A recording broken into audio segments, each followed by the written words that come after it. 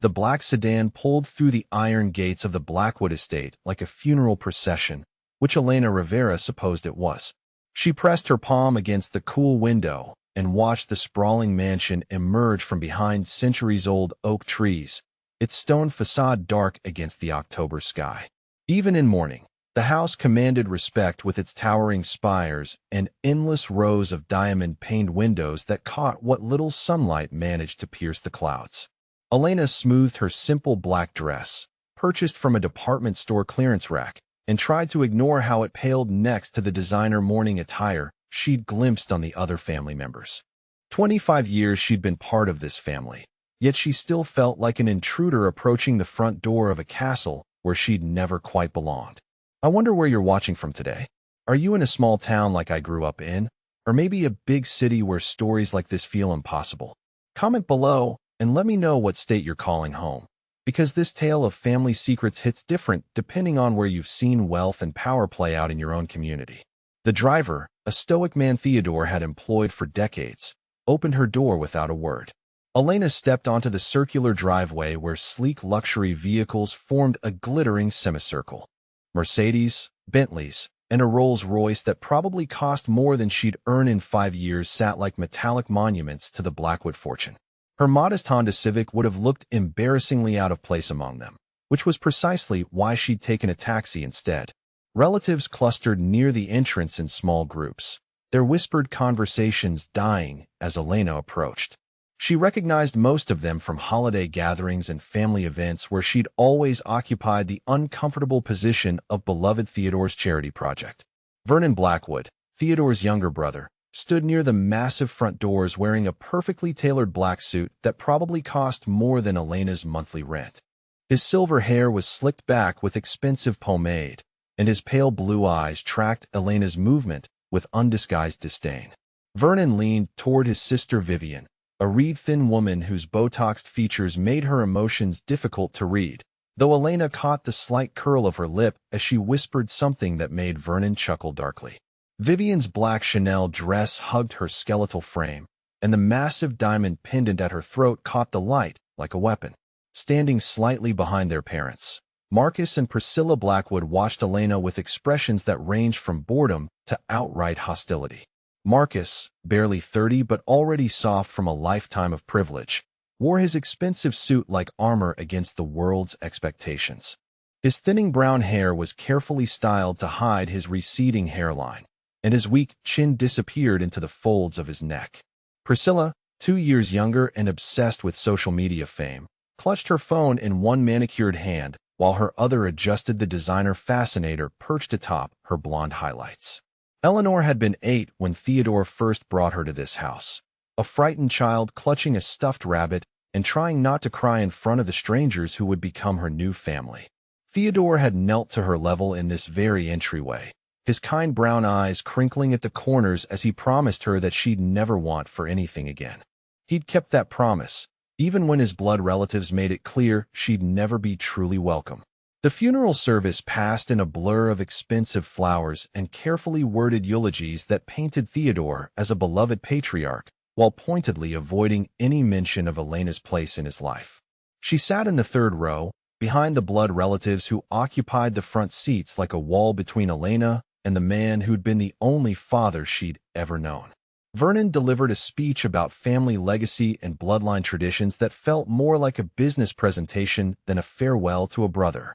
After the burial, the family gathered in Theodore's massive study for the reading of the will. Elena perched on the edge of a leather chair near the back while the blood relatives arranged themselves closer to Jonathan Hartwell, Theodore's longtime attorney. Hartwell was a distinguished man in his 60s with silver-streaked hair and kind eyes behind wire-rimmed glasses. He'd been present for every major moment of Elena's childhood, from school graduations to birthday celebrations, always treating her with the same respect he showed Theodore's other family members. The study itself told the story of generations of Blackwood success. Oil paintings of stern-faced ancestors lined the mahogany-paneled walls, their eyes seeming to judge Elena from within their gilded frames. First-edition books filled floor-to-ceiling shelves, and Theodore's massive desk dominated one corner like a throne. The Persian rug beneath their feet probably cost more than most people's cars, and the crystal chandelier overhead cast rainbow prisms across surfaces polished to mirror brightness. Hartwell cleared his throat and adjusted his glasses before breaking the wax seal on Theodore's will. The room fell silent except for the tick of an antique grandfather clock that had marked time in this room for over a century. Elena folded her hands in her lap and tried to make herself invisible, expecting perhaps a small bequest or sentimental item to remember Theodore by. Hartwell began reading in his measured attorney's voice, working through preliminary legal language before reaching the substantive bequests. Vernon and Vivian exchanged confident glances as Hartwell detailed charitable donations and gifts to longtime employees. Marcus scrolled through his phone with barely concealed boredom while Priscilla examined her nail polish. Then Hartwell's voice took on a different tone as he reached the primary inheritance clause. To my beloved daughter Elena Rivera, who brought light and purpose to my life when I needed it most, I leave the entirety of my estate including the family home, all financial assets totaling approximately $50 million, my complete art collection, and controlling interest in Blackwood Industries. The silence that followed was so complete Elena could hear her own heartbeat thundering in her ears.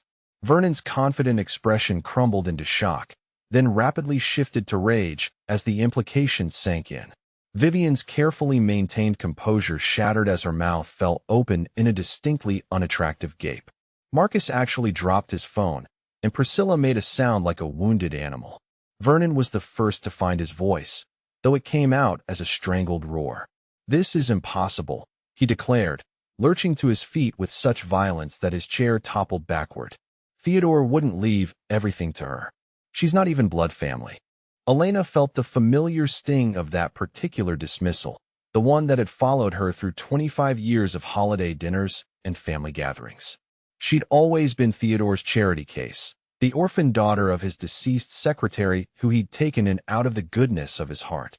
Never mind that Theodore had loved her, raised her, paid for her education, and celebrated every milestone. In Vernon's eyes, she'd always be the outsider who didn't belong.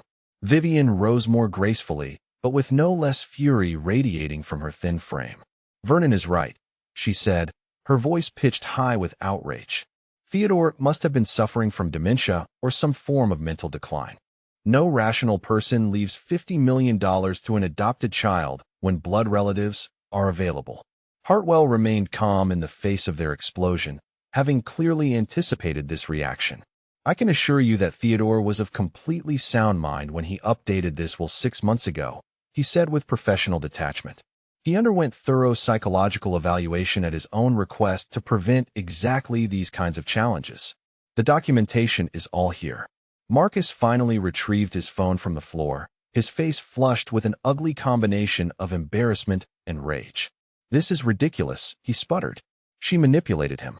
Everyone knows she spent more time here after he got sick, working on him, convincing him his real family didn't care." Priscilla nodded vigorously, her fascinator bobbing like an angry bird. "Daddy's right," she said, her voice taking on the whining tone she perfected as a spoiled child. "Elena totally played the devoted daughter act to get his money. It's so obvious." Elena finally found her voice, though it came out smaller than she'd intended. "Uncle Vernon, Aunt Vivian, Theodore was my father in every way that mattered," she said quietly. "He took care of me when no one else would. All I ever wanted was to honor his memory and maybe find a way for all of us to be family together." Vernon's laugh was harsh and bitter. "Family," he repeated mockingly. "You think because a senile old man left you money that makes us family? You're nothing but a gold-digging little parasite who saw an opportunity and took it." The cruelty in his voice hit Elena like a physical blow, but she forced herself to remain seated and composed. "Theodore always said you were bitter about the business decisions he made," she replied with more steel in her voice than she'd intended. "Maybe this is really about the company's shares and not about family at all." Vivian's face twisted with rage at the suggestion. "How dare you," she hissed. "We built this family's reputation over generations while you were nothing but a burden Theodore foolishly took on. Blood is thicker than water, and you're not our blood." Hartwell intervened before the situation could escalate further. "I understand this comes as a shock," he said diplomatically, but Theodore's wishes are clearly stated and legally binding. If anyone wishes to contest the will, that's certainly your right, though I should warn you that such proceedings can be lengthy and expensive with no guarantee of success. Vernon's eyes gleamed with predatory interest at the mention of contesting the will. Oh, we'll contest it, he said with grim satisfaction. No judge in their right mind will let this stand once they hear the truth about how she manipulated a sick old man. Vivian nodded agreement, her earlier shock transforming into cold determination. We have witnesses to her behavior, documentation of her increased visits during Theodore's illness, and proof that she isolated him from his real family in his final months. Marcus stepped closer to Elena, his soft features hardened by greed and entitlement. You should take whatever small settlement we offer and disappear, he said with quiet menace. Because when we're done in court, you'll be lucky to keep the clothes on your back. Priscilla giggled at her brother's threat, a sound devoid of any warmth or humor.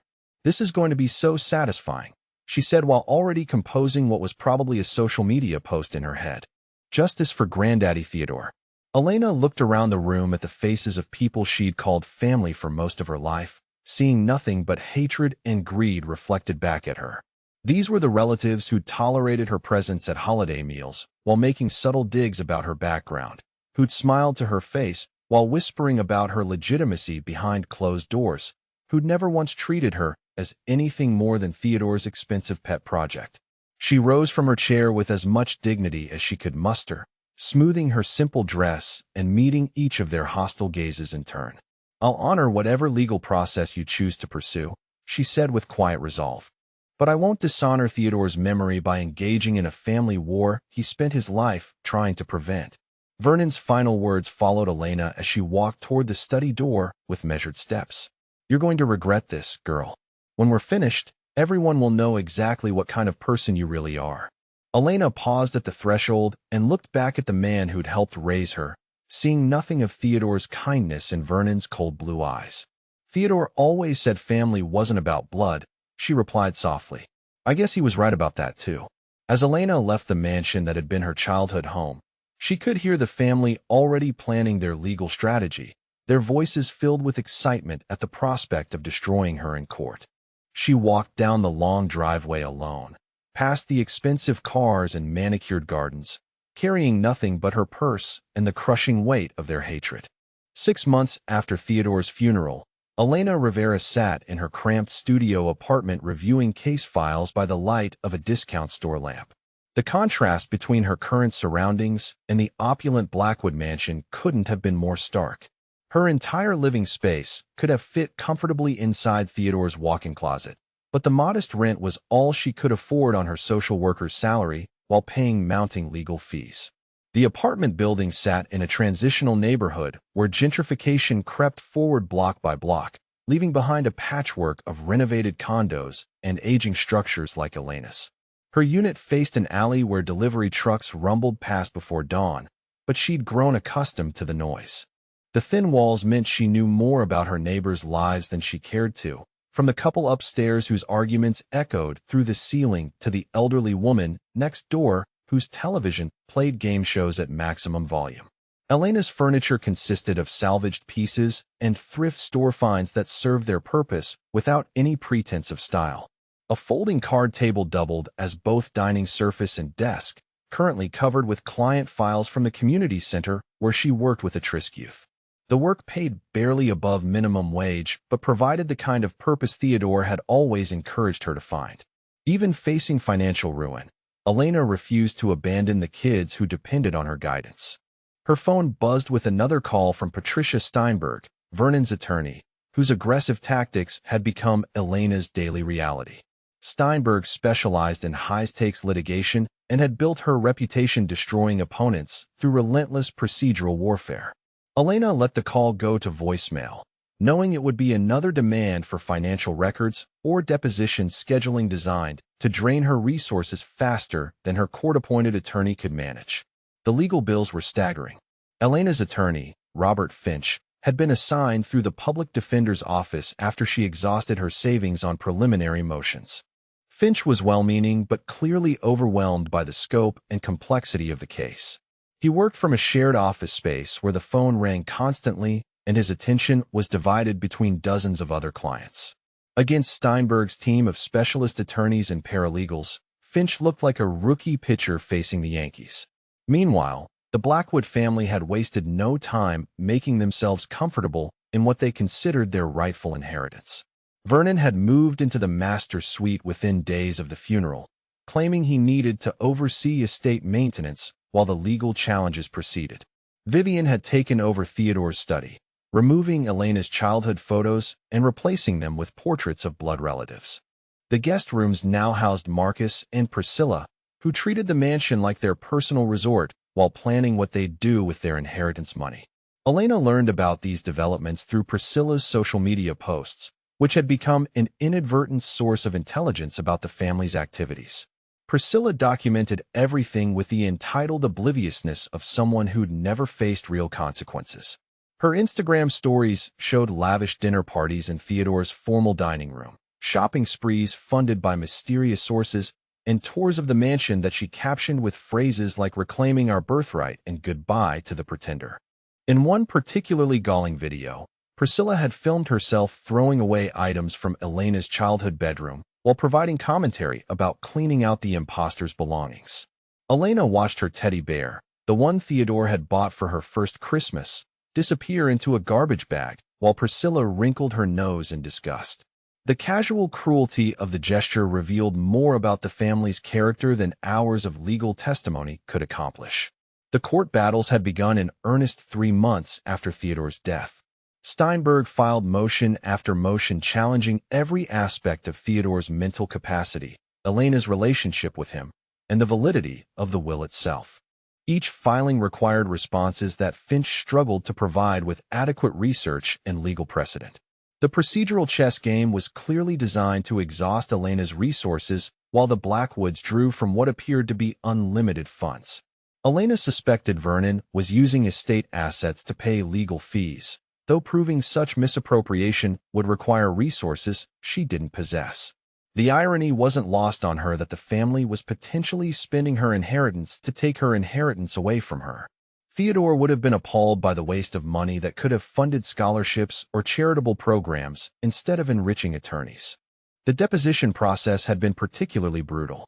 Elena sat for hours in Steinberg's gleaming conference room while cameras recorded every word and facial expression. Steinberg's questions probed every interaction Elena had shared with Theodore, searching for evidence of manipulation or undue influence. The attorney painted Elena as a calculating predator who had systematically isolated Theodore from his loving family, while positioning herself to inherit his wealth. Vernon's deposition testimony portrayed Elena as a master manipulator who had exploited Theodore's loneliness after his wife's death. He described a pattern of increasing visits and phone calls that coincided with Theodore's cancer diagnosis, suggesting Elena had deliberately targeted a vulnerable man during his weakest moments. Vernon's performance was convincing, complete with tears when he described how Elena had supposedly turned his beloved brother against his own blood family. Vivian's testimony focused on Elena's supposed schemes to limit the family's access to Theodore during his final years. She claimed Elena had influenced Theodore to reduce family gatherings and holiday celebrations while increasing her own presence in his daily routine. Vivian painted herself as a concerned sister who had watched helplessly as an outsider poisoned her brother's mind against his relatives. Marcus contributed testimony about Elena's modest income and financial struggles, arguing that inheriting $50 million represented the only possible explanation for her devotion to Theodore. He suggested no reasonable person would spend so much time with an elderly man unless they expected substantial financial reward. His testimony ignored decades of genuine affection and shared experiences, reducing Elena's relationship with Theodore to a calculated business transaction. Priscilla's deposition had been the most painful to endure. The young woman who Elena had helped with homework and listened to through teenage heartbreaks now testified about Elena's manipulative behavior and false displays of affection. Priscilla claimed Elena had deliberately created conflict between Theodore and his blood relatives while presenting herself as the solution to his loneliness and isolation. Each day brought new humiliations and fresh attacks on Elena's character. The local media had picked up the story, framing it as a battle between deserving blood relatives and a scheming outsider. Elena found herself portrayed as either a gold digger or a naive victim, depending on which narrative served the day's headlines. Neither portrayal captured the reality of her 25-year relationship with the only father she'd ever known. The financial pressure was becoming unbearable. Elena had taken a second job cleaning office buildings after her social work shift ended, mopping floors and emptying trash cans until nearly midnight before returning to her apartment to review legal documents. The irony of scrubbing toilets while fighting for a $50 million inheritance wasn't lost on her, but she refused to abandon the children who depended on her guidance during regular hours. Elena's colleagues at the community center had rallied around her with touching loyalty, organizing fundraisers and meal trains to help with expenses. These gestures of support from people who barely knew her stood in stark contrast to the hatred she faced from relatives she'd considered family for decades. The kids she worked with, many from broken families themselves, seemed to understand her situation better than the adults prosecuting her in court. During a particularly difficult week when Steinberg had filed 3 separate motions demanding financial records Elena couldn't afford to produce, her supervisor Maria Gonzalez pulled her aside for a private conversation. Maria had worked in social services for over 20 years and recognized the signs of someone drowning under impossible pressure. "You can't save everyone if you don't save yourself first," Maria had said with gentle firmness. "Those kids need you functional, not martyred. If there's any way to resolve this situation that lets you keep helping them, you need to consider it seriously." Elena appreciated the concern but couldn't explain the deeper complexity of her situation. Hidden in her apartment, locked in a small fireproof safe Theodore had given her for important documents, was a sealed envelope he'd pressed into her hands during one of their final conversations. His instructions had been specific and urgent. "Open this only if they challenge your place in this family," he'd whispered with the intensity of someone who knew exactly what was coming. The envelope had remained unopened for 6 months while Elena tried to honor Theodore's memory through legal channels and family reconciliation. She'd hoped the blood relatives might eventually remember the man who'd loved them despite their flaws, who'd provided for them throughout their lives, and who'd only wanted his chosen daughter to be treated with basic human decency. That hope was dying a slow death in conference rooms and courtrooms where Elena's character was dissected by people who'd never bothered to truly know her. Every day brought fresh evidence that Vernon, Vivian, Marcus, and Priscilla viewed her not as family, but as an obstacle to be eliminated. Their testimony revealed the depth of resentment they'd harbored for decades, finally given free expression through the legal system. The breaking point came during a particularly vicious cross-examination where Steinberg suggested Elena had deliberately hastened Theodore's death to prevent him from changing his will. The accusation was legally groundless but emotionally devastating, implying Elena had murdered the man who'd raised her with nothing but love and kindness. Finch's objection was sustained, but the damage was done in Elena's heart, if not in the court record. That evening, Elena sat on her narrow bed holding Theodore's envelope while traffic noise drifted up from the street below. His final words echoed in her memory along with the promise she'd made to try handling the situation his way first. 6 months of legal warfare had proved that approach futile against people who saw her as nothing more than an impediment to their greed. Elena's fingers traced the envelope's edges as she whispered to the empty apartment. "Not yet, Theodore. I'll try your way first." But the resolve in her voice was weakening with each passing day of abuse and humiliation. The family that had raised her was systematically destroying everything she'd built in the name of blood and money, and Elena was beginning to understand that sometimes fighting fire required more fire in return. The sealed envelope seemed to pulse with possibility in her hands, containing secrets that Theodore had carefully guarded for reasons Elena was only beginning to comprehend. Tomorrow would bring another day of legal battles and character assassination, but tonight Elena held the key to changing everything. She just wasn't quite ready to turn it yet. The courthouse buzzed with an energy Elena had never experienced during her previous appearances. News vans lined the street outside the imposing stone building, their satellite dishes reaching toward overcast skies like mechanical flowers seeking light. Reporters clutched coffee cups and notebooks while checking their phones for updates on what the local media had dubbed the battle for the Blackwood fortune. Elena pulled her thin coat tighter as she climbed the courthouse steps, cameras tracking her movement like predators watching wounded prey. Inside the building, the hallways teemed with more people than Elena had seen during months of preliminary hearings and depositions. Court officers directed traffic while attorneys in expensive suits clustered in animated conversations about the case that had captured the city's attention. Elena recognized several faces from Theodore's business circles, society matrons who had attended charity galas at the Blackwood mansion, and even former employees of Blackwood Industries who had come to witness the family's public unraveling. The courtroom itself was packed beyond capacity. Judge Hamilton had opened additional seating to accommodate media representatives and public interest, transforming what should have been a private family matter into a spectacle worthy of daytime television. Elena took her seat at the defendant's table next to Robert Finch, whose nervous energy radiated through his rumpled suit and constantly shuffling papers. Across the aisle, Patricia Steinberg commanded a team of assistants who arranged documents with military precision, while Vernon, Vivian, Marcus, and Priscilla occupied the front row like royalty attending their coronation. Judge Hamilton entered with the gravity appropriate to a case that would determine the fate of one of the city's most prominent fortunes. Margaret Hamilton was a veteran jurist in her early 60s whose silver hair was pulled back in a severe bun that matched her no-nonsense reputation. Her black robes seemed to absorb light as she surveyed the packed courtroom with dark eyes that missed nothing. Elena had hoped Judge Hamilton's reputation for fairness would provide some protection against the Blackwood family's influence, but the judge's initial expressions suggested sympathy for the blood relatives challenging an outsider's inheritance. Steinberg rose for her opening statement with the confidence of someone who had never lost a case of this magnitude. Her navy blue suit was perfectly tailored, and her blonde hair was styled in a way that suggested both professionalism and underlying warmth. She began by painting Elena as a master manipulator who had identified Theodore Blackwood as a target after his wife's death, left him vulnerable and alone.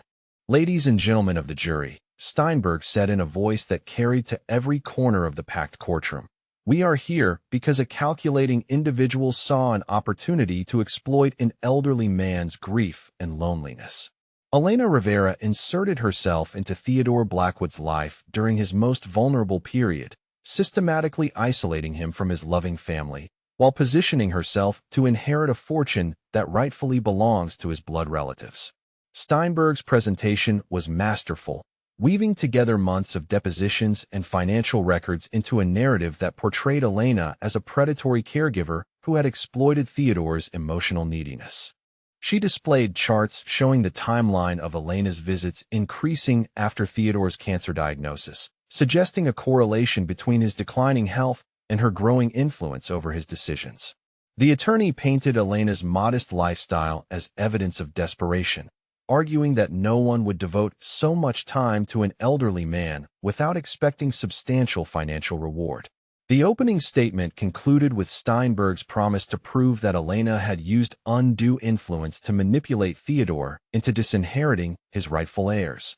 She gestured toward Vernon and Vivian with theatrical sympathy, describing them as heartbroken siblings who had watched helplessly as an outsider poisoned their brother's mind against his own family. The jury's faces showed the impact of Steinberg's performance, several members nodding in apparent agreement with her characterization of Elena as an opportunistic interloper. Finch's response was well-intentioned, but lacked the polish and conviction that Steinberg had demonstrated. He spoke about Elena's genuine love for Theodore and their 25-year relationship built on mutual affection and respect. His presentation felt defensive rather than assertive, responding to Steinberg's accusations instead of establishing an independent narrative that explained why Theodore had chosen Elena as his primary heir. The contrast between the two attorneys was stark enough that several jury members seemed to lose interest during Finch's meandering opening remarks.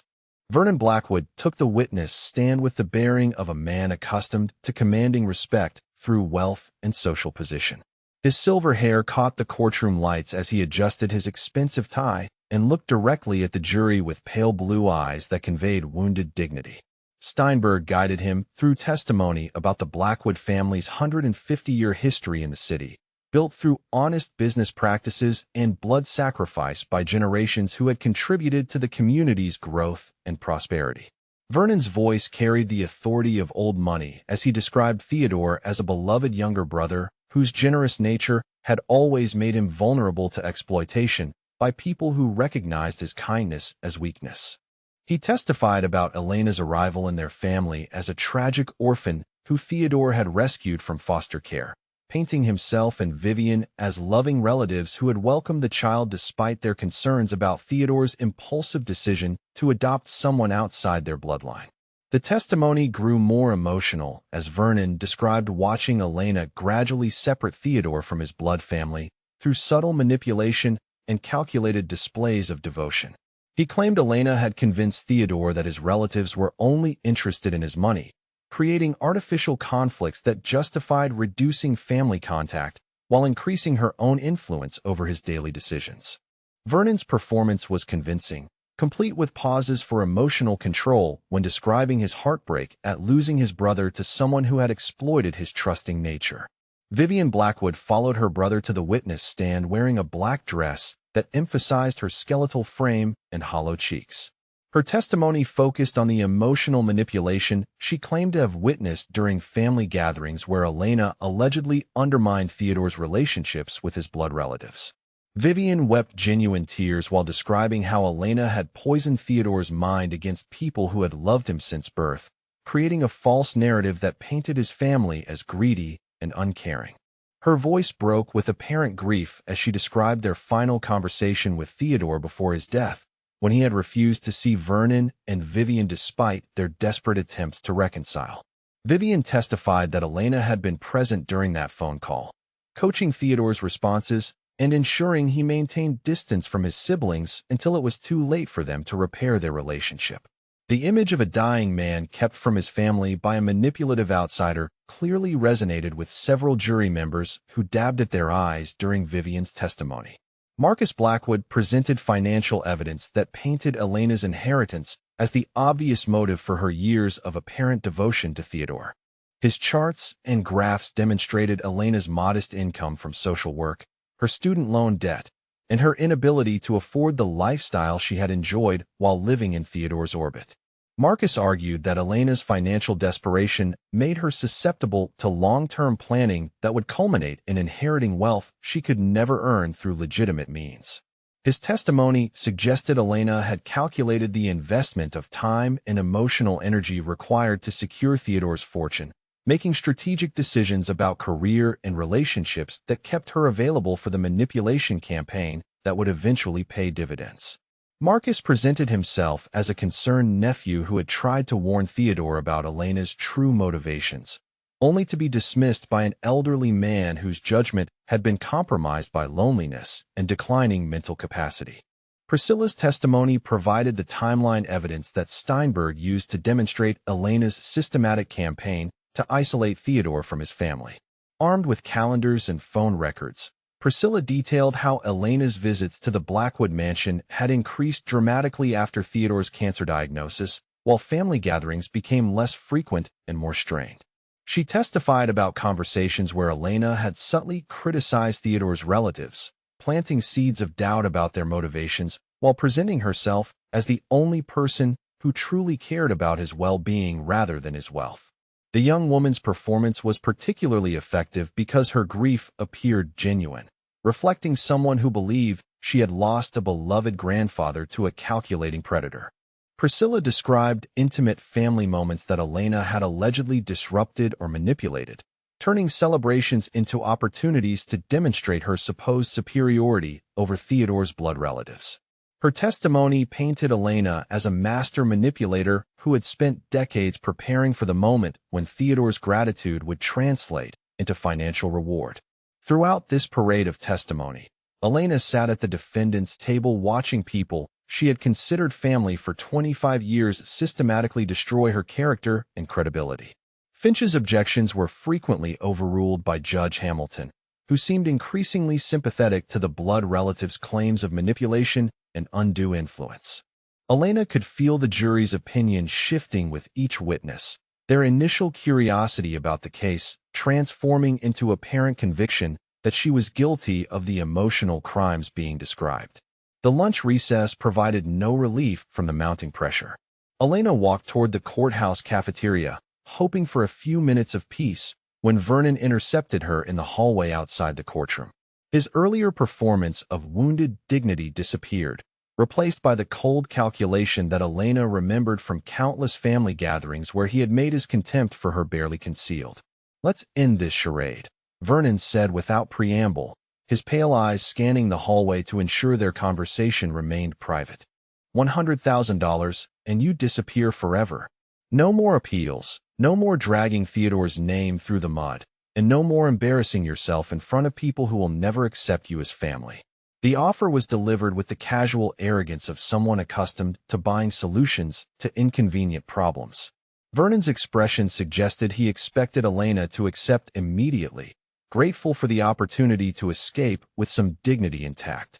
The implied threat underlying his words was clear: refuse this generous settlement and face complete destruction in court and public opinion. Elena's response surprised them both with its quiet strength. "Theodore raised me to believe family doesn't abandon each other when things get difficult," she said, meeting Vernon's gaze without flinching. "I won't dishonor his memory by running away from people who should be grieving together instead of fighting over money." Vivian materialized beside her brother like a predator drawn by the scent of weakness. Her skeletal frame seemed to vibrate with barely contained rage as she processed Elena's refusal to accept their generous offer. The mask of grieving sister that she had worn in court dissolved, revealing the calculating cruelty that Elena had glimpsed throughout their shared history. "You should be grateful we don't have you prosecuted for elder abuse," Vivian hissed with venom that made several passing attorneys pause in their conversations. "Everyone knows what you did to him in those final months, isolating him from people who actually loved him while you played your sick little manipulation games." Marcus appeared with his phone already recording, capturing Elena's face as the confrontation escalated beyond what his parents had probably intended. His weak features were animated with excitement at the prospect of documenting Elena's humiliation for later use in court or social media. The phone's camera lens felt like another weapon aimed at Elena's dwindling reserves of dignity and hope. "Look at her," Marcus said loud enough for his recording to capture every word. "Pathetic and desperate, clinging to money that was never meant for someone like her. This is what greed looks like when it thinks it can steal from real family." Elena walked away from the confrontation without another word, leaving the Blackwood family to celebrate what they clearly viewed as a moral victory. The afternoon session continued the pattern of testimony designed to destroy Elena's credibility while painting the blood relatives as victims of her manipulation. Judge Hamilton's rulings increasingly favored Steinberg's objections while dismissing Finch's attempts to introduce evidence of Elena's genuine relationship with Theodore. By evening, Elena felt the weight of 6 months of legal warfare crushing down on her shoulders like a physical burden. The packed courtroom had witnessed her systematic character assassination by people who had eaten at Theodore's table while plotting her destruction. The media coverage would undoubtedly portray her as a greedy outsider who had exploited an elderly man's loneliness, regardless of the trial's eventual outcome. Elena returned to her studio apartment as darkness settled over the city, her footsteps echoing through empty hallways that seemed to absorb sound and hope with equal efficiency. The contrast between her current circumstances and the morning's courtroom drama felt surreal, as if she were living parallel lives that occasionally intersected in moments of brutal clarity. She sat on her narrow bed holding Theodore's envelope while traffic noise drifted up from the street below. 6 months of trying to honor his memory through legal channels and family reconciliation had yielded nothing but humiliation and hatred from people who viewed her as an obstacle rather than a human being. Theodore's final words echoed in her memory along with the promise she had made to try handling the situation his way first. Elena's fingers traced the envelope's edges as she whispered to the empty apartment. "I tried your way, Theodore, but they've shown me exactly who they really are." The resolve in her voice was strengthened by the day's brutal testimony and evening's cruel confrontation. The family that had raised her was systematically destroying everything she had built in the name of blood and money, and Elena was finally ready to fight back with weapons Theodore had provided for exactly this situation. The sealed envelope opened with a soft tearing sound that seemed unnaturally loud in the apartment's silence. Inside, Elena found a smaller sealed envelope containing what appeared to be official documents, a handwritten letter in Theodore's familiar script, and a small brass key attached to a safety deposit box receipt from First National Bank. Theodore's letter was dated 6 months before his death, written in the careful handwriting of someone who understood the gravity of his words. "My dearest Elena," the letter began, "if you are reading this, they have shown their true nature just as I feared they would. The truth has been waiting 25 years for the right moment, and that moment is now. You were never the charity case they made you feel like. You are my blood, my daughter, and my heir by right of birth as well as love." Elena's hands shook as she continued reading Theodore's explanation of secrets he had kept to protect her from the very hatred she was now experiencing.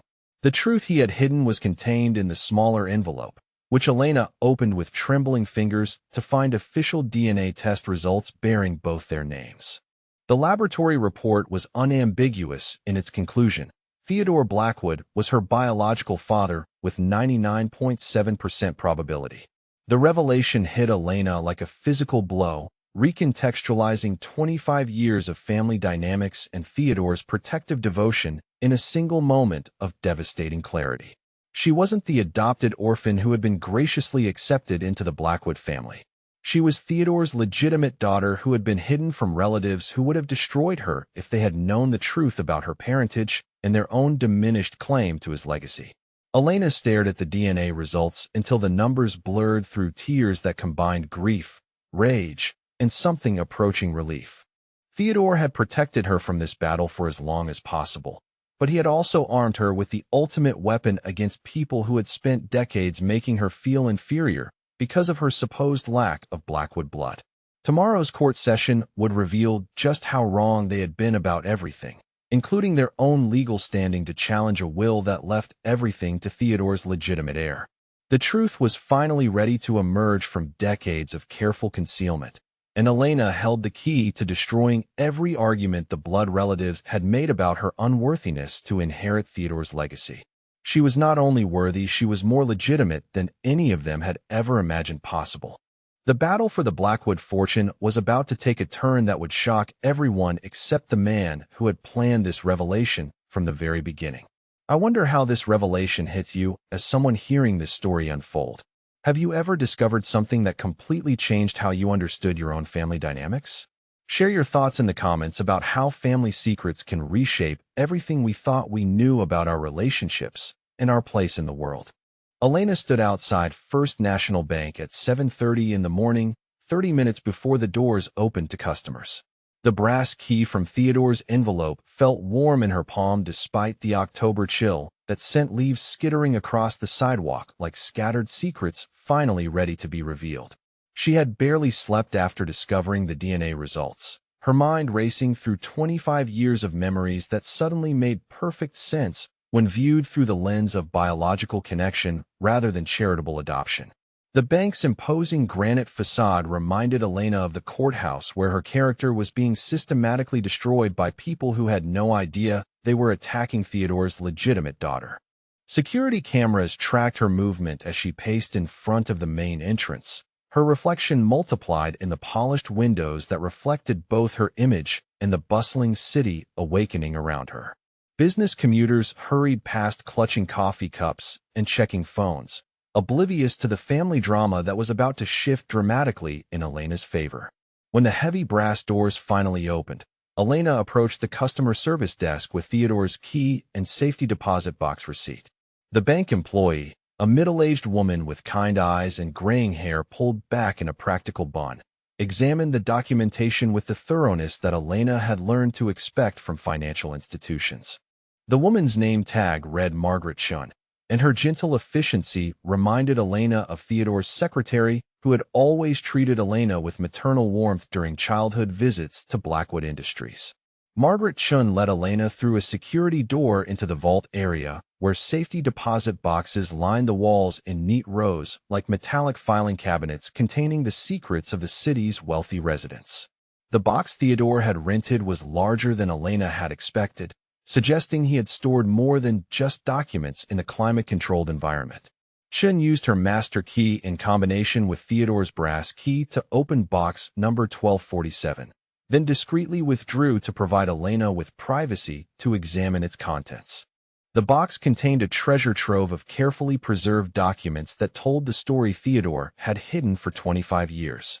Elena's birth certificate listed Theodore Blackwood as her father and Maria Santos as her mother, contradicting the adoption papers that had been filed to create Elena's legal identity as an orphan child taken in by a generous benefactor.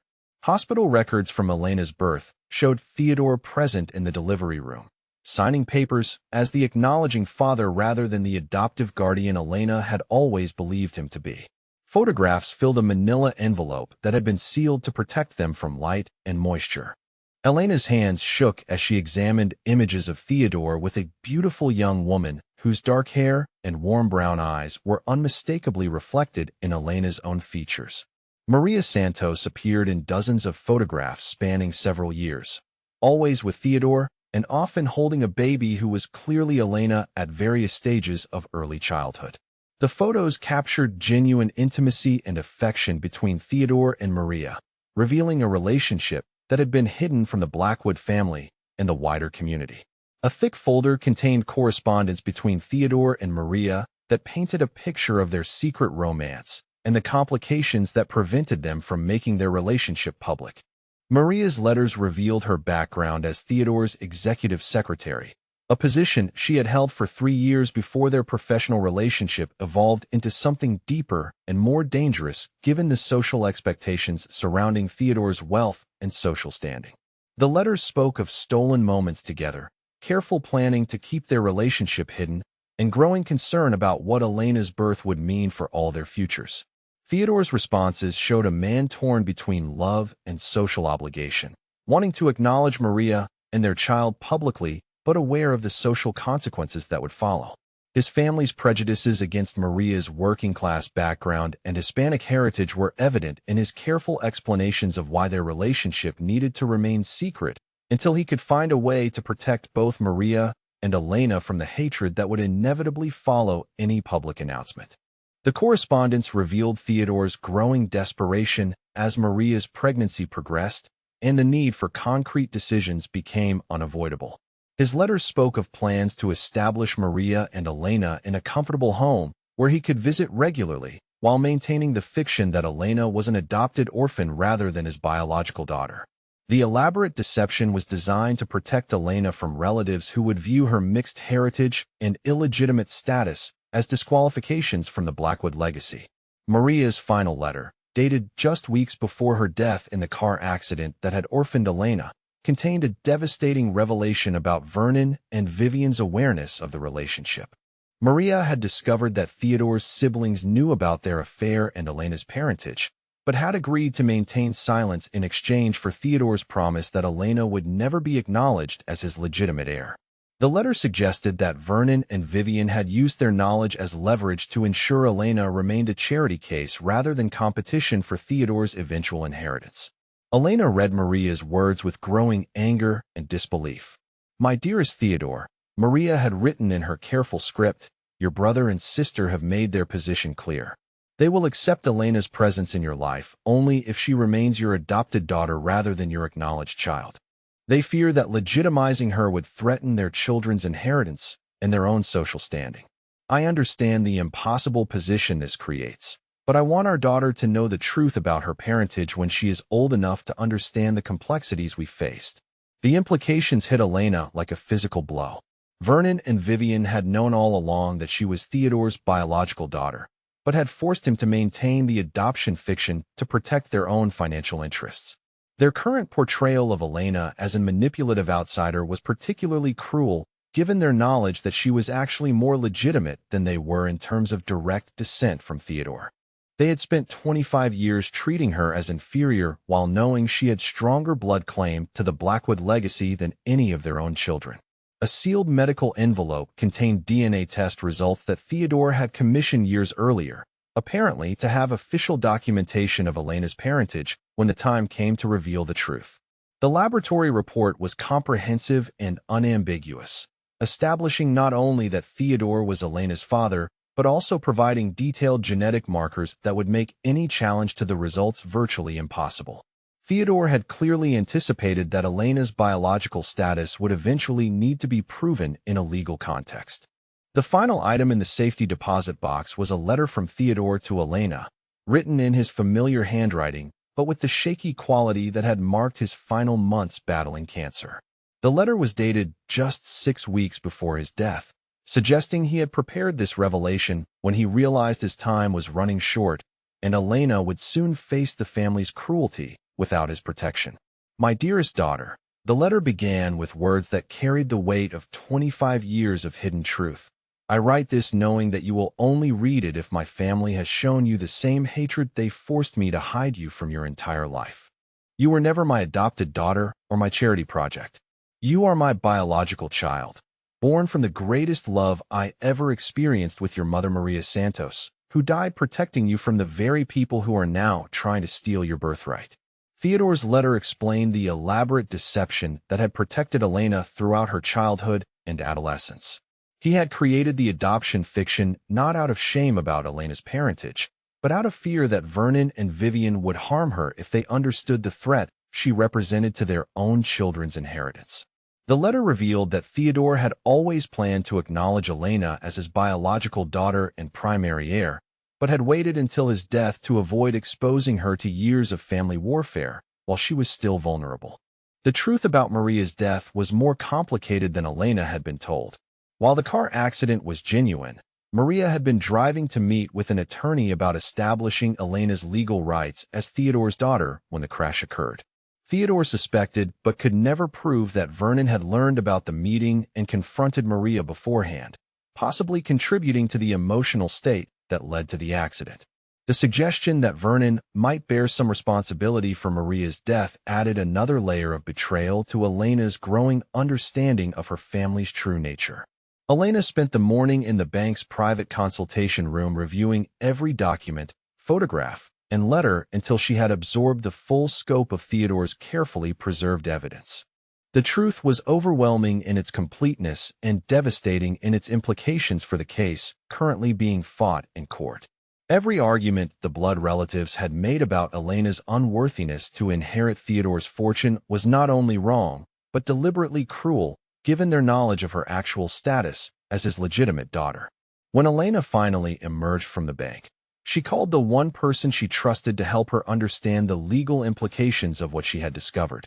Dr. Patricia Wong was a forensic genealogist Elena had met during a case involving one of her social work clients, and their professional relationship had evolved into friendship based on mutual respect and shared commitment to uncovering truth in complex family situations. Dr. Wong specialized in cases where biological relationships needed to be established or challenged, making her the perfect person to evaluate Theodore's evidence. Dr. Wong agreed to meet Elena at her university office, a cluttered space filled with research materials and genetic testing equipment that reflected decades of work helping families understand their biological connections. The older woman's gray hair was pulled back in a loose bun, and her wire-rimmed glasses reflected the afternoon light streaming through tall windows that overlooked the campus where she had built her reputation as one of the region's leading experts in genetic genealogy. Elena spread Theodore's documents across Dr. Wong's conference table while explaining the context of her legal battle and the family's claims about her manipulative behavior. Dr. Wong examined each piece of evidence with the methodical thoroughness that had made her testimony decisive in dozens of court cases involving disputed parentage and inheritance rights. Her expertise encompassed not only genetic analysis, but also the historical investigation techniques needed to verify supporting documentation. The DNA results alone are conclusive, Dr. Wong said after completing her initial review of Theodore's evidence. These genetic markers establish paternity beyond any reasonable doubt, and the laboratory that performed the testing has an impeccable reputation for accuracy and reliability. But the supporting documentation makes this case even stronger because it demonstrates ongoing acknowledgement of the biological relationship rather than a recent discovery that could be challenged as fabricated. Dr. Wong's analysis revealed the sophisticated nature of Theodore's evidence preservation. The photographs were properly dated and showed consistent aging patterns that would make forgery nearly impossible to accomplish convincingly. The correspondence between Theodore and Maria was written on period-appropriate paper with ink that had aged naturally, and the handwriting analysis would easily confirm authenticity if challenged. The medical records from Elena's birth included signatures and documentation that could be verified through hospital archives. More importantly, Dr. Wong explained how Elena's biological status fundamentally changed the legal landscape of her inheritance battle. As Theodore's acknowledged daughter, Elena had inheritance rights that superseded any claims by collateral relatives like Vernon and Vivian. The will contest became meaningless in light of Elena's biological connection to Theodore, because children have priority over siblings in inheritance law regardless of what any will might specify. Your relatives have been fighting the wrong battle, Dr. Wong said with the satisfaction of someone who had solved countless similar puzzles throughout her career. They've spent months trying to prove you manipulated Theodore into leaving you his fortune, when the reality is that you have legal rights to that inheritance based on biology alone. Theodore could have left everything to charity and you would still have legitimate claims as his biological child that would supersede their standing as collateral relatives. Elena left Dr. Wong's office with a comprehensive report documenting the authenticity and implications of Theodore's evidence. The geneticist had agreed to serve as an expert witness if needed, though her analysis suggested that simply presenting the DNA results and supporting documentation would likely end the will contest immediately. Elena's transformation from manipulative outsider to legitimate heir would shock everyone involved in the case except Theodore, who had planned this revelation from the very beginning. The afternoon was spent meeting with David Chun, a specialist in estate and paternity law who had been recommended by Dr. Wong for cases involving disputed inheritance rights. Chun practiced from a modern office building downtown, and his reputation for handling complex family legal matters had made him one of the city's most sought-after attorneys for high-stakes inheritance disputes. His office walls displayed law degrees from prestigious universities and photographs from cases that had established important legal precedents. Chun reviewed Elena's evidence with the practiced eye of someone who had seen every possible variation of family dysfunction and legal complexity. His questions focused on potential challenges to the documentation and strategies the Blackwood family might use to minimize the impact of Elena's biological status on their inheritance claims. Chun's experience with similar cases provided valuable insight into how courts typically handled revelations that fundamentally changed the factual basis of inheritance disputes. This completely transforms your legal position, Chun said after completing his analysis of Theodore's evidence. Not only do you have stronger inheritance rights than Vernon or Vivian, but their knowledge of your biological status while publicly treating you as an adopted outsider could expose them to additional legal liability for intentional infliction of emotional distress and possibly fraud if they've made false representations to the court. Chun explained that Elena's biological connection to Theodore made the current will contest not only legally meaningless, but potentially sanctionable as a frivolous lawsuit filed without proper investigation of the facts. The attorney suggested that presenting the DNA evidence would likely result in immediate dismissal of the family's claims, along with potential orders requiring them to pay Elena's legal fees and court costs for the unnecessary litigation they had initiated. Elena spent the evening in her apartment reviewing every piece of evidence and preparing for the next day's court appearance with a sense of anticipation she hadn't felt since Theodore's death. The truth that had been hidden for 25 years was finally ready to emerge, and Elena held the key to destroying every argument the blood relatives had made about her unworthiness to inherit Theodore's legacy. She was not only worthy, she was more legitimate than any of them had ever imagined possible. The battle for the Blackwood fortune was about to take a turn that would shock everyone except the man who had orchestrated this moment from beyond the grave. Theodore's love for his daughter had encompassed not only 25 years of protection and guidance, but also the careful preparation of evidence that would vindicate her when his family showed their true nature. Elena finally understood that she had never been fighting alone. Theodore had been preparing for this battle since the day she was born. Tomorrow's court session would reveal the truth that changed everything, and Elena could hardly wait to see the expressions on Vernon, Vivian, Marcus, and Priscilla's faces when they realized they had been attacking Theodore's legitimate daughter while claiming to protect his legacy. The irony was so perfect that Elena almost felt sorry for them. Almost.